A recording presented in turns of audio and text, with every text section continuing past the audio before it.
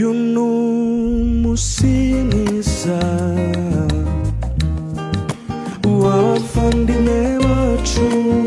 Nongeye kuguha ikaze wo mukunzi wa Mr Sami Humble Boy, wowe wakoze subscribe ndetse nawe utari wayikanda, ndagusuhuje cyane ndetse nsuhuza cyane n'abakunzi b'imyidagaduro, abantu mukunda imyidagaduro muri rusange ndabasuhuje.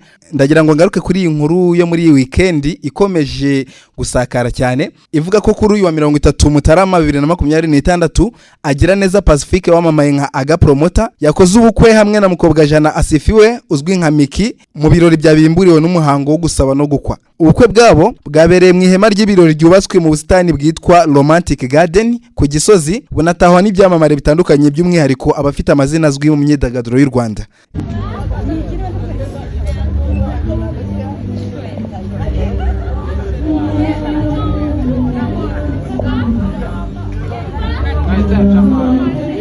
Ni imihango yayobowe na Imena Gitero ndetse n'abamenya uzwi muri sinema y'u Rwanda mu gihe Victor Rukotana ari wasohoye umugeni. Mu bandi batashye ubukwe harimo ibyamamare nka Buri Kantu, Buri Nguni, Papa Cyangwe, DJ Benda n'abandi benshi batandukanye.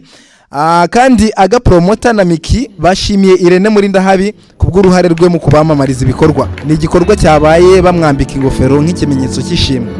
Kubw'ibyo rero reka tubifurize kuzagira urugo ruhire aba bombi bifuje gukora ubukwe ndetse bakaba bagiye gutangira urugendo rwo kubana nk'umugabo n'umugore.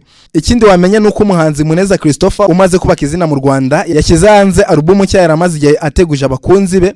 Ni album ifite indirimbo 9, ikaba ifite izina rya H2O cyangwa se Harnessing Two Opposites. Iyi album birumvikana ko yaramaze igihe ayiteguje abakunzi be, akaba yashyize hanze, mwagenda mukayumva ndetse ku bantu mukunda Christopher mukagenda mumushyigikira.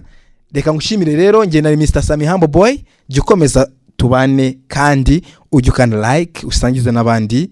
Merci.